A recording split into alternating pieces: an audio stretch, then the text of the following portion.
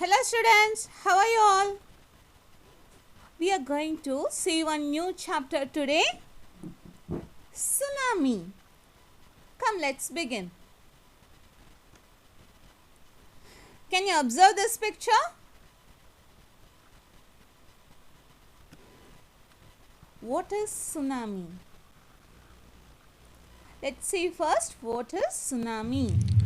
Tsunamis are most often created by undersea earthquakes that originate hundreds of miles from shore.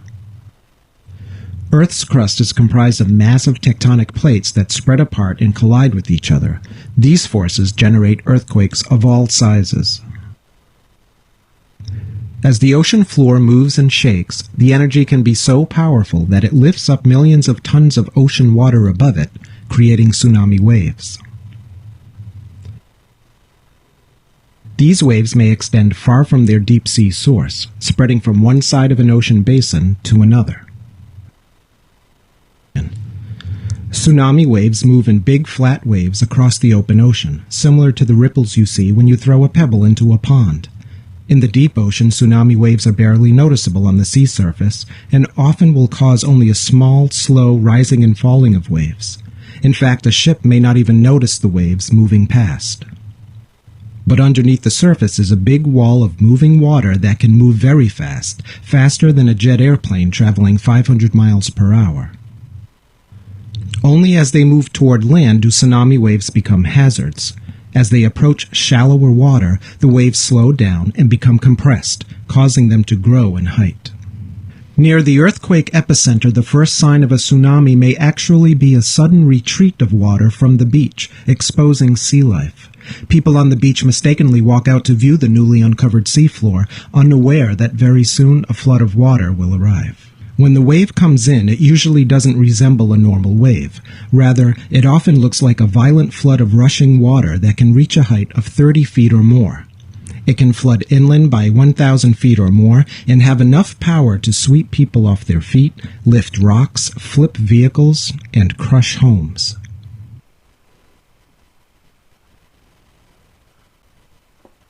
Hope you have understood something about tsunami. Before we begin, can you take a look at this map? Which one it is? Andaman and Nicobar Islands. Let's see some new words.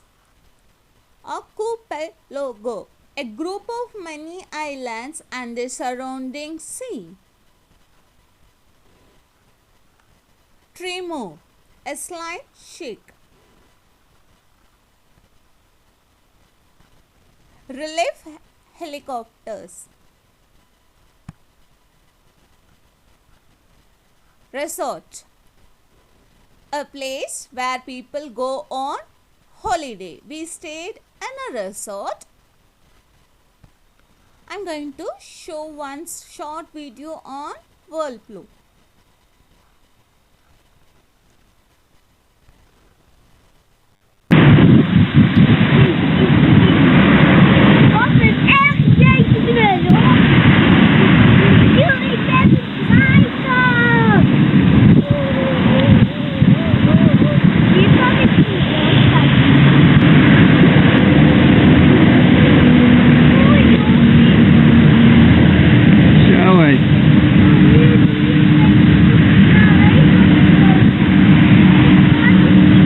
Maar heb ik deze wel eens op YouTube gezien?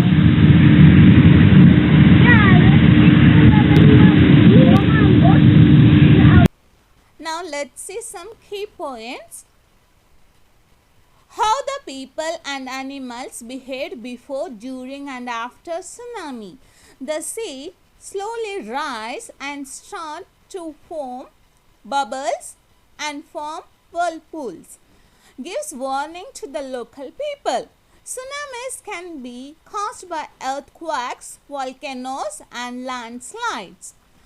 It seems either animal possesses a sixth sense and know when the earth is going to shake, or have more acute hearing power. Not many animals died in tsunami than people. A tsunami is a large and powerful wave caused by earthquakes under the sea. On 26th December 2004, a tsunami hit Thailand and parts of India such as the Andaman and Nicobar Islands and the Tamil Nadu coast. Here are some stories of courage and survival. Did animals sense that a tsunami was coming? Some stories suggest that they did.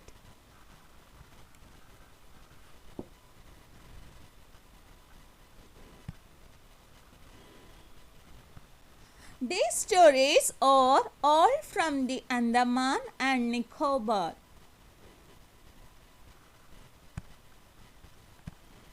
Archipelago was the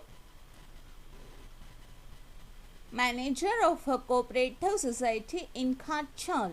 His wife woke him at 6 a.m. because she felt an earthquake.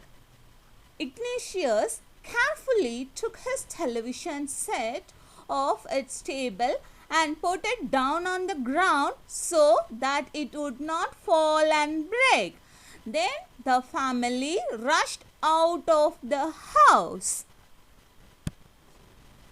When the thermos stopped, they saw the sea rising. In the chaos and confusion, two of his children caught hold of the hands of their mother's father and mother's brother and rushed into the opposite direction. He never saw them again. His wife was also swept away. Only the three other children who came with him were saved. Sanjeev was a policeman serving in the Kachal Island of the Nicobar group of islands. He somehow managed to save himself, his wife and his baby daughter from the waves, but then he heard cries for help from the wife of John, the guest house cook. Sanjeev jumped into the water to rescue her, but they were both swept away. 13-year-old Meghna was swept away along with her parents and 77 other people. She spent 2 days floating in the sea, holding onto a wooden door. 11 times she saw relief helicopters overhead, but they did not see her. She was brought to the shore by a wave and was found walking on the seashore in a daze.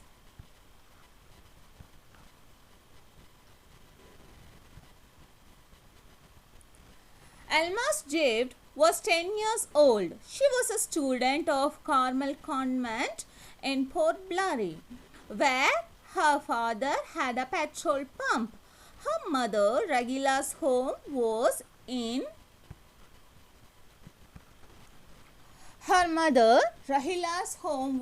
Nankauri Island. The family had gone there to celebrate Christmas.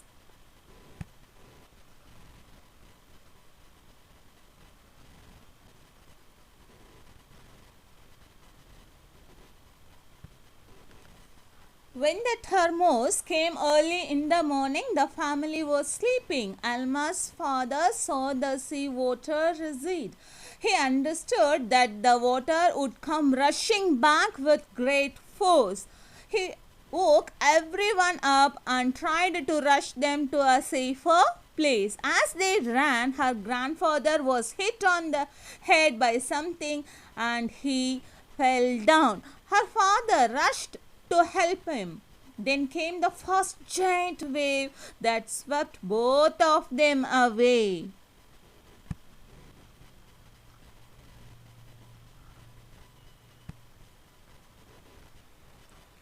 Alma's mother and aunt stood clinging to the leaves of a coconut tree, calling out to her. A wave uprooted the tree, and they too were washed away. Alma saw a log of wood floating. She climbed onto it. Then she fainted. When she woke up, she was in a hospital in Kamrota. From there, she was brought to Port Blairy. The little girl does not want to talk about the incident with anyone. She is still traumatized. She is Tilly Smith.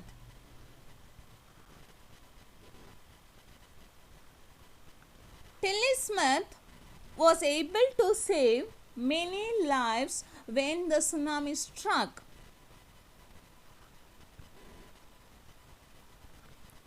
Phuket Beach in Thailand. Though she was won a number of awards, her parents have not allowed their daughter to be interviewed on television and made into a heroine. Why do you think they took that decision? Now, here is a story from Thailand. The Smith family from southeast England were celebrating Christmas at a beach resort in southern Thailand. Tilly Smith was a 10-year-old schoolgirl. Her sister was 7 years old. Their parents were Penny and Colin Smith. It was 26th December 2004. Deadly tsunami waves were already on their way. They had been triggered by a massive earthquake of northern Sumatra earlier that morning.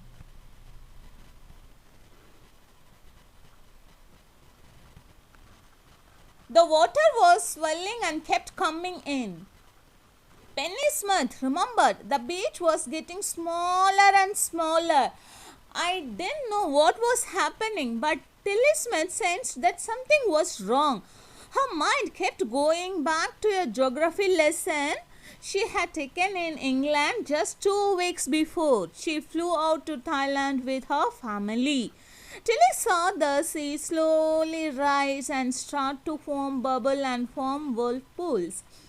She remembered that she had seen this in class in a video for tsunami that had hit in the Haiwan Islands in 1946.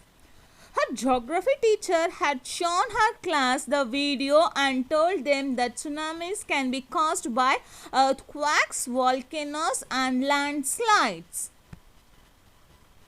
Ground starts to quiver, glasses rattle. Soon walls shift and everything begins to collapse. Telltale signs of what could be a devastating earthquake. We've seen the destruction they unleash. Some of us may have even lived through one. And we know they can be deadly. But where does this mountain-moving force come from? While we may think we're standing on solid ground, the earth beneath us isn't completely stable at all. Our planet's crust is made up of about 12 major tectonic plates that fit together like a giant jigsaw puzzle. These huge slabs of land float on superheated magma and constantly shift, bump, and grind against one another. It's there, along the seams, where earthquakes tend to happen. When friction between the two plates is violent enough, seismic shock waves ripple through the ground, rattling everything that stands on it. The stronger and shallower the quake, the more violent the destruction. The most violent type of earthquake is born in a subduction zone, where one tectonic plate is shoved beneath another. While one plate is forced downward into the mantle, the other juts upward, often violently. This is the type of quake that rocked Nepal in May 2015. And when subduction happens under the ocean, it can create giant, unstoppable waves called tsunamis, like the ones that killed hundreds of thousands in Japan and Indonesia. On average, earthquakes kill about 10,000 people each year. Sometimes numbers are far higher. The quake that hit Haiti in 2010 killed more than 300,000 by some counts, making it one of the deadliest on record. It is estimated that there are 500,000 detectable earthquakes in the world each year. 100,000 of these can be felt, and 100 of them cause damage. That's about 0.1%. The magnitude of an earthquake is measured using the Richter scale, which runs from 0 to 10, 10 being the strongest. Every whole number increase on the scale means 10 times more ground motion change. In recorded history, the world has never experienced a 10 on the Richter scale, but scientists predict an average of at least one major quake of magnitude 8 or higher every year. The fact is, the Earth's crust is restless and always on the move. We can't see earthquakes coming, but we can prepare for them. Engineers are now designing stronger buildings resilient enough to survive a direct hit. Scientists are crunching data to project the power of future quakes and anticipate when and where they could strike next. Right now, we can only estimate the probability an earthquake will occur, but perhaps one day we will learn to predict them, minimizing their destruction and saving countless lives. Tilly started to scream at her family to get off the beach. She talked about an earthquake under the sea. She got more and more hysterical, said her mother Penny. I didn't know what a tsunami was, but seeing my daughter so frightened, I thought something serious must be going on. Tilly's parents took her and her sister away from the beach to the swimming pool at the hotel. A number of other tourists also left the beach with them. Then it was as if the entire sea had come out after them. I was screaming, "Run!" The family took refuge in the third floor of the hotel. The building withstood the surge of 3 tsunami waves. If they had stayed on the beach, they would not have been alive. The Smiths later met other tourists who had lost entire families thanks to Lily and her geography lesson. They had been forewarned. Tilly went back to her school in England and told her classmate her terrifying tale. Now look at this picture. What you can see? A boy with his dog.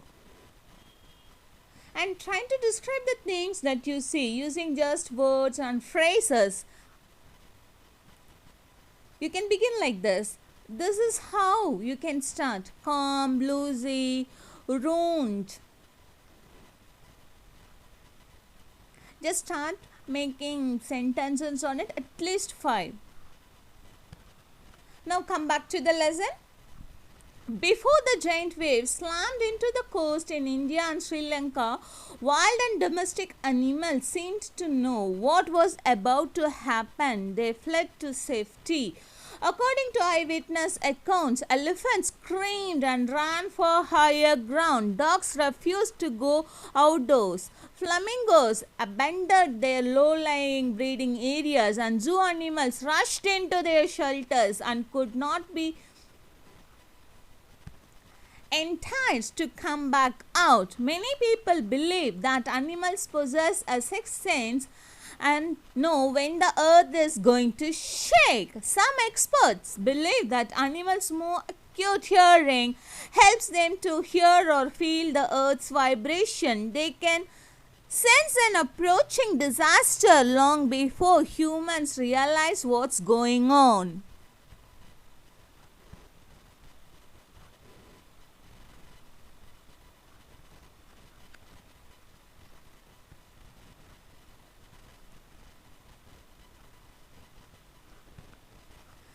We can't be sure whether animals have a sixth sense or not, but the fact is that the giant waves that rolled through the Indian Ocean killed more than 150,000 people in a dozen countries, but not many animals have been reported dead. Along India's Cuddalore coast, where thousands of people perished, buffaloes, goats and dogs were found unharmed. The Ella National Park in Sri Lanka is home to a variety of animals including elephants, leopards and 130 species of birds. 60 visitors were washed away from the Patanangala beach inside the park, but no animal carcasses were found except for 2 water buffaloes. About an hour before the tsunami hit, people at Yella National Park had observed three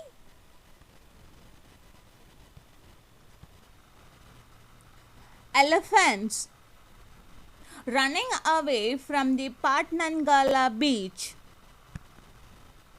A Sri Lankan gentleman who lives on the coast near Gale said his two dogs would not go for their daily run on the beach. They are usually excited to go on this outing, he said, but on that day they refused to go and most probably saved his life.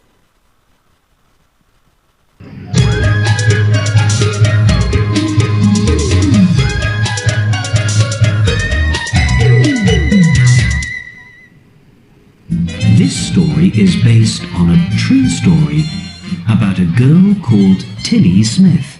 She's from Britain. She studies geography at school. In December 2004, Tilly was 10. She was in year 5 at school. Mr. Kearney was her geography teacher. What is a tsunami?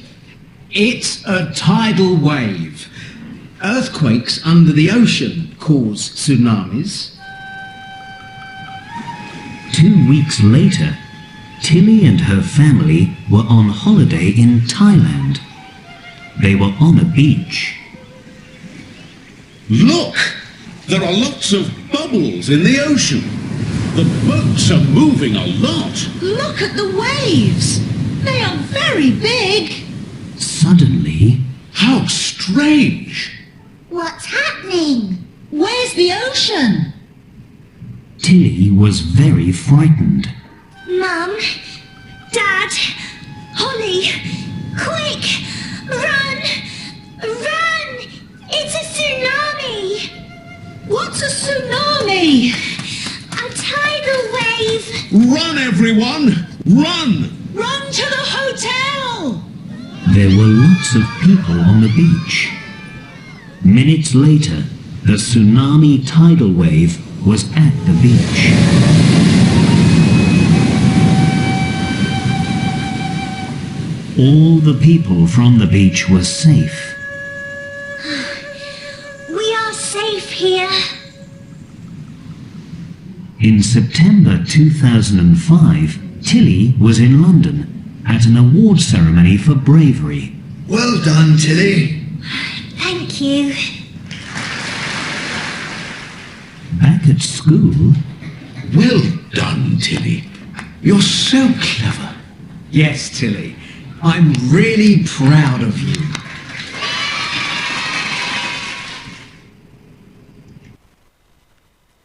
Hope you have understood this lesson. Please go at more number of reading the same chapter, then only you'll be getting more and clear understanding. Thank you. Bye bye. See you.